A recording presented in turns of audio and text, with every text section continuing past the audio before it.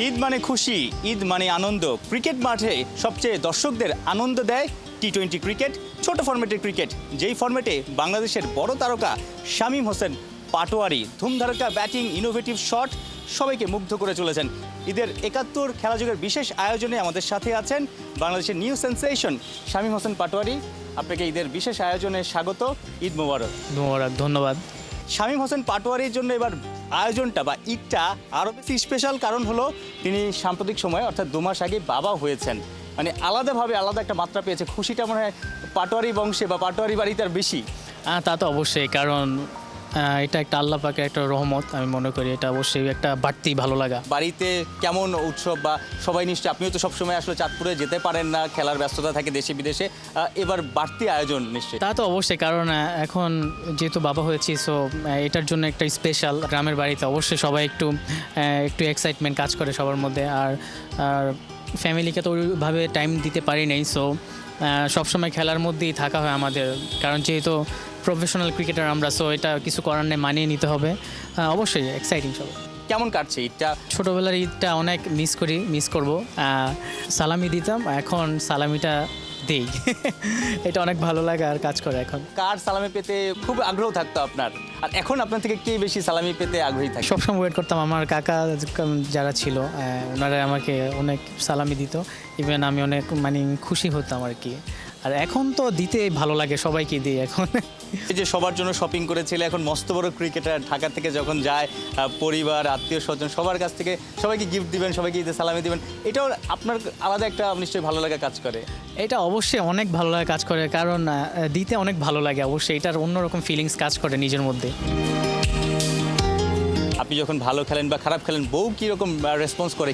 Wife সবসময় আমাকে support করে। ওয়াইফ বেশি কোনো কথা বলে না, চুপচাপ থাকে, জাস্ট বলে যে নিজের কাজটা করো, এই। আর যখন ভালো খেলেন তখন? ভালো খেললেও হ্যাপি, খারাপ খেললেও হ্যাপি। বাট থাকে না, খারাপ খেললে তো আসলে এই কাছের মানুষদের আসলে উৎসাহটা তখন আরও বেশি দরকার। অবশ্যই উৎসাহ তো অবশ্যই পাই। সো আর আমি সবসময় একটু খারাপ খেললেও যে এরকম থাকতে চেষ্টা করি, ভালো খেললেও ওরকম থাকার চেষ্টা করি। সো আমি মনে করি এটা অনেক বড় একটা অ্যাডভান্টেজ।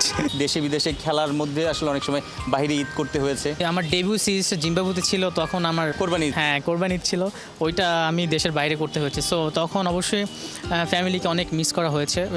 ওই তো বললাম, প্রফেশনাল, এটা আমাদের কিছু করার নেই, এটা আমাদের হাতে নেই। উঠে আসার গল্পটা, যে ক্রিকেটটা আসলে কিভাবে খেলতেন বা প্রথম কি আপনাকে ব্যাট দিয়েছে বা ক্রিকেটের প্রতি আপনার নেশাটা কিভাবে মাথায় ঢুকলো আসলে? ক্রিকেট বলতে আমি ছোটো থেকেই তো ক্রিকেট খেলা, হ্যাঁ অবশ্যই খেলতাম। আমি চাঁদপুরে ফার্স্টে ভর্তি হই আমাদের ক্লেমন ক্রিকেট একাডেমিতে। ওইখানে আমার কোচ ছিল শামীম ফারুকি স্যার। আমার সেম নাম। স্যারের সাথে কথা হয়েছে কিছুদিন আগেও। আমি চেয়েছিলাম ওপেনার হইতে, সো স্যার আমাকে মিডল অর্ডার বানিয়ে দিয়েছে, কারণ একটু আরও দায়িত্বশীলভাবে ব্যাটিং করতে হবে আমাকে বলতো। সো নিজেকে তখন থেকে মিডল অর্ডার হিসেবে চিন্তা করতে করতে এখন ফিনিশার হয়ে গেছি। ছোটবেলায় আসলে থাকে না, অনেকে হেল্প করে ব্যাট দিয়ে, বা অনেকে আসলে পরিবার রাজি হয় না বা পরিবার পড়াশোনায় মনোযোগ দিতে বলে, তখন শামীম পাটোয়ারি ওই ইনিশিয়াল পিরিয়ডে আসলে কি কঠিন সিচুয়েশনে পড়তে হয়েছিল? আসলে আমার অত প্রবলেম হয় না। সো আমার ফ্যামিলি আমাকে ক্রিকেট নিয়ে অনেক সাপোর্ট করতো। ইভেন আমার কাকা অনেক আমাকে সাপোর্ট করেছে, এটা নিয়ে আমাকে অনেক হেল্প করেছে।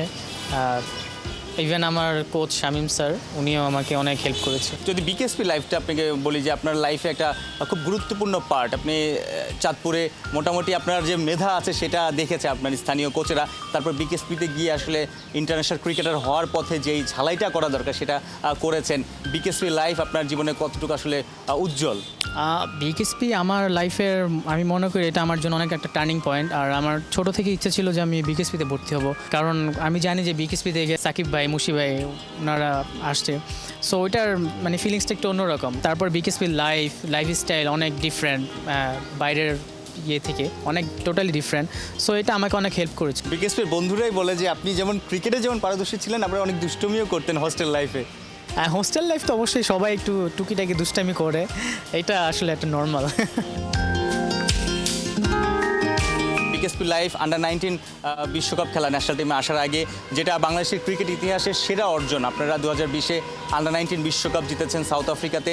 সেই স্মৃতিচারণটা যদি করেন, সেই সময় সেই ব্যাচটা আকবর, দীপু, শামীম পাটোয়ারি, তাওহিদ হৃদয়, শরীফুল, তানজিম সাকিব, ইমন, মানে প্লেয়ার সবাই কিন্তু মোটামুটি 10-12 জন ন্যাশনাল টিমে খেলে ফেলেছে। সেই ব্যাচটা, সেই যে 1.5 বছর আপনারা দেশে বিদেশে খেলেছেন, হয়তো ঈদের সময় দেশের বাইরে ছিলেন, ওই মুহূর্তটা যদি আসলে মনে করেন, শামীম পাটোয়ারির জীবনে নিশ্চয়ই এটা অনেক বড় একটা জায়গা জুড়ে থাকবে। হ্যাঁ, অবশ্যই, তা তো অবশ্যই, কারণ আমরা ওয়ার্ল্ড চ্যাম্পিয়ন, সো এটা টোটালি ডিফারেন্ট একটা ফিল।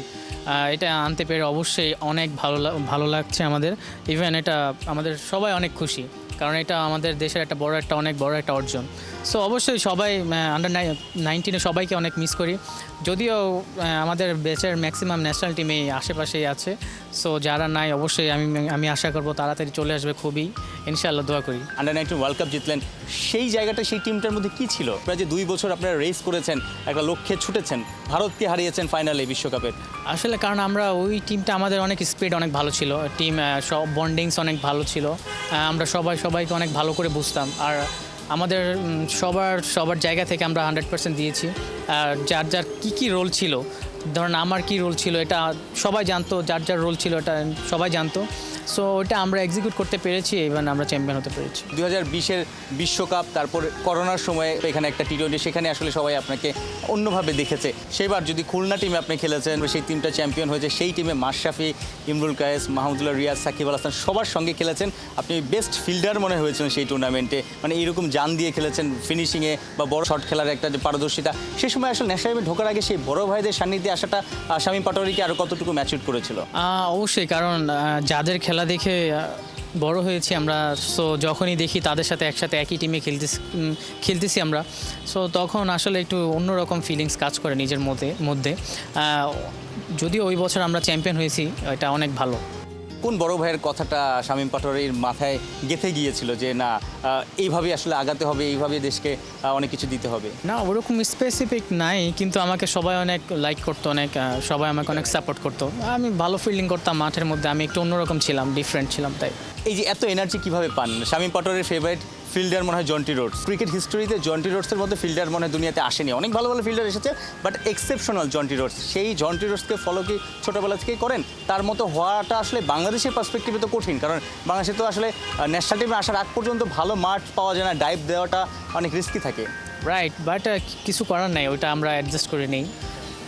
বাট জন্টি রোডসকে কবে থেকে ফলো করেন? জন্টি রোডস থেকে ছোটো থেকে ফলো করি, ওর ফিল্ডিংটা অনেক ভালো লাগে। শামীম পাটোয়ারি তো অলরাউন্ডার, বোলিংও পারেন, ফিল্ডিং অসাধারণ। লোকে বলে আপনাকে 3 ডাইমেনশন ক্রিকেটার, মানে এটা কেমন লাগে যে আসলে আপনি ব্যাটিংয়ে, বোলিংয়ে, ফিল্ডিংয়ে জান দিয়ে খেলেন এবং যে কোনোভাবে আসলে দলের জন্য কন্ট্রিবিউট করতে পারেন?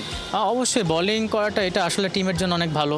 সো সব সময় তো বলাররা ভালো করে না, মেন বলাররা। অনেক সময় আমরা যারা অকেশনাল বলার আছি, তারা অনেক সময় 2-3 ওভার যদি করে দিতে পারি, টিমের জন্য খুবই ইম্পর্টেন্ট। সো আমি মনে করি আমি ওই জিনিসটা প্র্যাকটিস করি, যেটা ম্যাচে অনেক কাজে দিবে।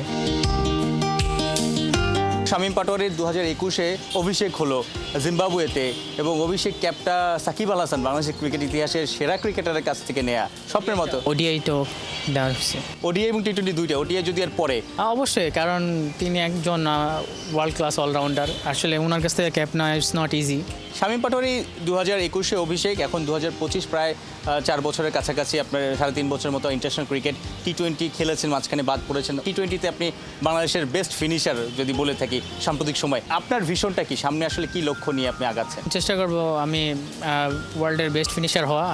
আমি নিজেকে ওইভাবে প্রিপেয়ার করতে চাই।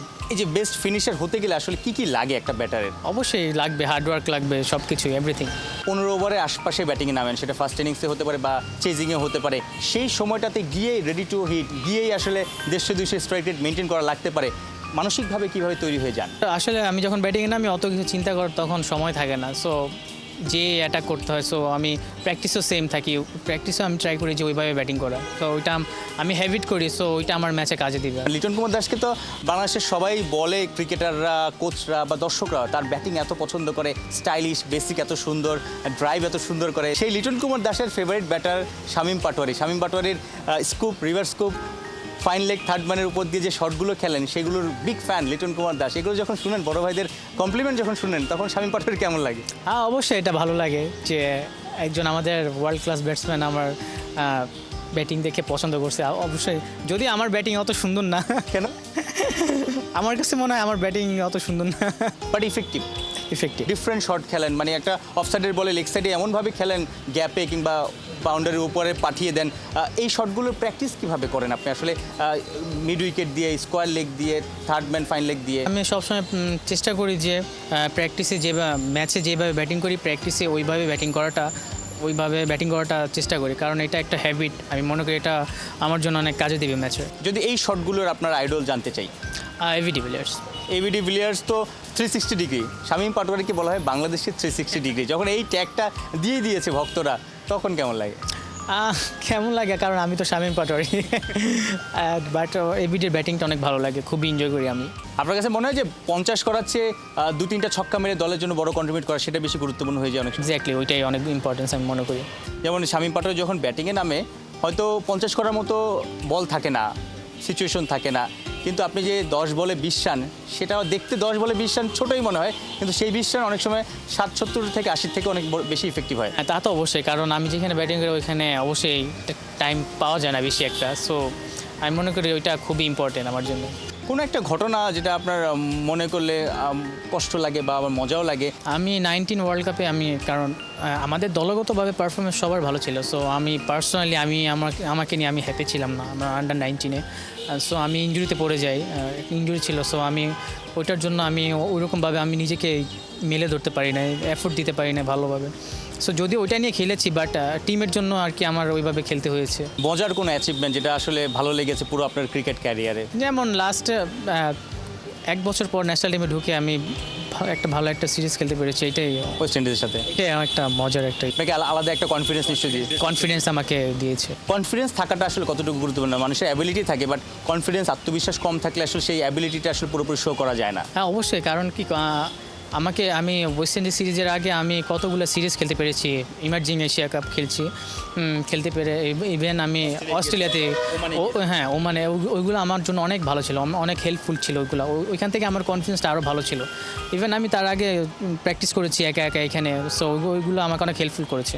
ওয়েস্ট ইন্ডিজে দুটো দুর্দান্ত ইনিংস খেলেন, বাংলাদেশ হোয়াইট ওয়াশ করলো ডিসেম্বরে ক্যারিবিয়ানদের। সে সময় বাংলাদেশের কেউ বা ক্যারিবিয়ান কেউ কোনো একটা কথা বলেছে যেটা আপনাকে আরও বেশি আত্মবিশ্বাসী করে তুলেছে? না, ওরকম কথা হয় না আর, কারণ আমার কথা হলো আমি ম্যাচ জিতাইতে পেরেছি, এটাই অনেক বড় একটা পাওয়া। ইভেন ভালো খেলতে পেরেছি, এটা অনেক ভালো লাগা। আমার টিম যখন জিতে অবশ্যই তখন ভালো লাগে। শামীম পাটোয়ারির ড্রিম কি? মানে নিশ্চয়ই সবাই ড্রিম দেখে যে বাংলাদেশে হয়ে আসলে 15-20 বছর খেলা ইন্টারন্যাশনাল ক্রিকেটে। আলটিমেট লক্ষ্য বলতে আমার ড্রিম ওয়ার্ল্ড কাপ জিতা, সো এটা ওডিআই হতে পারে, এটা টি20 হতে পারে। আপনারা ওই ব্যাচটাই তো আস্তে আস্তে সবাই এখন ন্যাশনাল টিমে খেলছেন, অনেকে হয়তো আরও আসবেন। ওই নেক্সট ওয়ানডে বা টি20 যে ওয়ার্ল্ড কাপগুলো আসবে আগামী 5-7 বছরে, ওই যে আপনার 2020-এ আন্ডার 19 যারা চ্যাম্পিয়ন হয়েছে তাদের ম্যাক্সিমাম প্লেয়ারাই কিন্তু থাকবেন। তাহলে আপনাদের মধ্যে এই বন্ডিংটার কারণে আসলে বাংলাদেশের ভক্তরা, বাংলাদেশ ক্রিকেট বোর্ড স্বপ্ন দেখতে পারে নিশ্চয়ই। আপনারা তো আসলে সেই অ্যাচিভমেন্টটা জানেন কীভাবে করতে হয়। অবশ্যই, কারণ এইটার জন্য আমাদেরকে অবশ্যই সময় দিতে হবে, সো আমি মনে করি অবশ্যই দেশকে আমরা ভালো কিছু দিতে পারবো ইনশাআল্লাহ। পঞ্চপাণ্ডব নিয়ে আপনাদের ভাবনা কি? আপনারা যখন ছোট ছিলেন তখন তারা রাজ করতো বাংলাদেশের ক্রিকেট, বিশ্ব ক্রিকেটে বড় বড় দলকে, মাশরাফি, সাকিব, তামিম, মুশফিক, মাহমুদুল্লাহ। আসলে ওনারা তো আমাদের ক্রিকেটটাকে অন্য লেভেলে নিয়ে আসছে, ইভেন আমাদের দেশকে চিনিয়েছে ওনারাই। সো এখন ওনারা চলে গেছেন, এখন এটা আমরা কিভাবে ধরে রাখতে পারবো, এটা আমরা ভালো করার চেষ্টা করব। অবশ্যই আমরা যদি সুযোগ পাই ওইরকম অবশ্যই আরও ভালো করার চেষ্টা করব। পঞ্চপাণ্ডব যেমন বাংলাদেশের ক্রিকেট একটা উজ্জ্বল নাম হয়ে থাকবে, নিশ্চয়ই 2020-এর ব্যাচ নিশ্চয়ই ইন ফিউচার মানুষ বলবে। অবশ্যই, কারণ এটা দেখেন, এটা একটা স্পেশাল, কারণ আমরা ওয়ার্ল্ড চ্যাম্পিয়ন, সো এটা ডিফারেন্ট জিনিস। এবং আপনারা সবাই আসলে এক একজনের থেকে এক একজন বারুদ। অবশ্যই এটা আমরা মেন ম্যাচে কাজে লাগাতে চাই। আপনি তো অলরেডি একটা টি20 ওয়ার্ল্ড কাপ খেলেছেন 2021-এ, তারপর আসলে 22 আর 24 আপনি সেভাবে ছন্দে ছিলেন না, বাট কি মনে হয় যে আপনি এবং পুরো টিমটা আসলে বাংলাদেশের টি20 ল্যাকিংসটা কোথায়, যেটা আসলে ইমপ্রুভমেন্ট হলে ইন ফিউচার আসলে আমরাও জানান দিতে পারি বিশ্বমঞ্চে? দেখেন, আমাদের টিম অনেক ভালো, সো আমি মনে করি আমাদের যদি আরও প্রপার সুযোগ দেওয়া হয়, সবাইকে ওইভাবে রেডি করা হয়, আমি আশা করি অনেক ভালো করবে আমাদের টিমটা। আর দেখেন, আমরা লাস্ট টি20 আমরা কিন্তু অনেক ভালো ক্রিকেট খেলেছি, সো আমি মনে করি হবে ইনশাআল্লাহ, আশা করি। শামীম পাটোয়ারি টি20-তে তো এখন মোটামুটি জায়গা পাকা করে ফেলছেন, ওয়ান ডে নিয়ে আসলে আপনার ভাবনা কি? ওডিআই ক্রিকেটে আপনি সুযোগও পেয়েছিলেন, সেভাবে আসলে জায়গাটা ধরে রাখতে পারেনি। ঢাকা প্রিমিয়ার লিগে প্রাইম ব্যাংকের হয়ে দুর্দান্ত বেশ কয়েকটা দারুণ ইনিংস খেলেছেন। সবচেয়ে সিগনিফিকেন্ট শামীম পাটোয়ারি, আপনি টি-20টা যেভাবে খেলেন ওয়ান ডেটাও সেভাবেই খেলছেন প্রাইম ব্যাংকের হয়ে, সেখানেও 150 আশপাশে স্ট্রাইক রেট। অবশ্যই চেষ্টা করি যে কিভাবে ফার্স্ট খেলা যায়, কারণ নর্মালি আমি বেশি টাইম পাবো না ব্যাটিংয়ে যখনই নামি। সো ওই তো আমি হ্যাবিট করতেছি, সো একটু ফার্স্ট খেলার জন্য। সো ওইটা আমাকে ইন্টারন্যাশনাল আমাকে অনেক কাজে দিবে আমি মনে করি। নট অনলি ওডিআই, আমি টেস্টও খেলতে চাই বাংলাদেশ টিমের হয়ে। আমার খুব ইচ্ছা আমি টেস্টও খেলবো ইনশাআল্লাহ। এবং টেস্টও মানিয়ে নিতে পারবেন মনে করেন? অবশ্যই। Aggressive test batter. Right. Shamim Patwari নিশ্চয়ই ড্রিম দেখেন, যেহেতু আপনি বাংলাদেশের ওয়ান অফ দ্য বেস্ট টি-20 ফিনিশার, যেটা ওয়ান ডে ক্রিকেটও হতে পারে। সবাই তো ড্রিম দেখে যে বিদেশি লিগ খেলার, আইপিএল, পিএসএল, নানা জায়গায়। আপনি নিশ্চয়ই ন্যাশনাল টিমে 2025টা সেভাবে আসলে টি-20তে নিজের আরও সামর্থ্য জানান দিয়ে নিশ্চয়ই ইন্টারন্যাশনাল ফ্র্যাঞ্চাইজি টুর্নামেন্টগুলোতে ফ্র্যাঞ্চাইজিগুলোকে আসলে একটা বার্তা দিতে চাইবেন। দেখেন, ফ্র্যাঞ্চাইজি লিগে নিয়ে ওগুলো নিয়ে অত চিন্তিত না, কারণ আমার ক্যারিয়ার মাত্র শুরু। সো আমি চাইবো যে আমি আগে আমার দেশকে আমি আগে ভালো কিছু দিতে চাই, ওইগুলো আমি চিন্তা করি না এখন। ন্যাশনাল টিমকে আসলে বড় পর্যায়ে নিতে চান, বিশ্বকাপ, টি-20 ওয়ার্ল্ড কাপ বা ওয়ান ডে বিশ্বকাপ জিততে চান। ব্যক্তিগতভাবে শামীম পাটোয়ারি কোথায় দেখতে চান আপনি? মানে থাকে না স্ট্যাট দিয়ে অনেকে মাপে, অনেকে আসলে আপনার স্ট্যাট হয়তো সেই লেভেলে ভালো না, বাট ইফেক্টিভনেস অনেক বেশি থাকে। ওই তো উপর থেকে দেখতে যেরকম ভালো লাগে ওইটাই। আপনি লাস্ট ইয়ার ভালো খেলেছেন, ন্যাশনাল টিমে সিরিজ জেতা, বাংলাদেশ সিরিজ জিতেছে ওয়েস্ট ইন্ডিজ বিপক্ষে টি-20 হোয়াইট ওয়াশ, সেখানে আপনার গুরুত্বপূর্ণ দুটো দারুণ নক ছিল। যদিও নতুন বছরে যে বিসিবি চুক্তি দিয়েছে, সেখানে আসলে কোনো জায়গাতেই কোনো ক্যাটাগরিতে শামীম পাটোয়ারিকে না দেখে একটু খারাপ লেগেছে নিশ্চয়ই। না, অবশ্যই, কারণ আমি দেখেন এইগুলো নিয়ে আমি চিন্তিত না কোনোভাবেই। আর কারণ এগুলো আমার কাজ না, আমার কাজ শুধু ভালো খেলা, এইটাই হলো আমার কাজ। এগুলো হলো সিলেক্টরদের কাজ, ওনারা এটা সেট করবে। তারপর যখন নাম যদি দেখতে পারতেন নিশ্চয়ই মোটিভেশন পেতেন। হ্যাঁ, তা তো অবশ্যই, এটা সবারই ভালো লাগতো। বাট আপনি কি ডিজার্ভ করেন মনে করেন? না, ডিজার্ভ করি কি না এটা আমি বলবো না, এটা সিলেক্টররা বলবে। বাট নিশ্চয়ই যদি এইরকম পারফরমেন্স আপনার চলমান থাকে, সামনের দিনগুলোতে শামীম পাটোয়ারিকে হয়তো একদম নিচের ক্যাটাগরি না, মাঝামাঝি বা উপরের ক্যাটাগরিতেই রাখতে বাধ্য হবে। সেটা ব্যাটে বলে পারফরমেন্স দিয়ে আপনি দেখান। হ্যাঁ, অবশ্যই, আমি যেখানে সুযোগ পাবো অবশ্যই আমি ভালো করার চেষ্টা করব। দোয়া করবেন সবাই। শামীম, আপনার সম্পর্কে আরও অনেক কিছু জানার আছে, বাট সময় স্বল্পতা। আশা করি ঈদটা দারুণ কাটছে, ঈদের পর মাঠে ফিরেও দুর্দান্ত পারফরমেন্স দেখাবেন, সেই প্রত্যাশা থাকছে। এই ছিল আসলে ঈদের 71 খেলা যুগের বিশেষ আয়োজন। শামীম পাটোয়ারি, বাংলাদেশের টি-20 সেন্সেশন, তার কাছ থেকে নানা রকমের গল্প আমরা জানলাম। আরও অনেক কিছু জানার ছিল, হয়তো ভবিষ্যতে আরও অনেক কিছু জানতে পারবো। সবাইকে ঈদ মোবারক।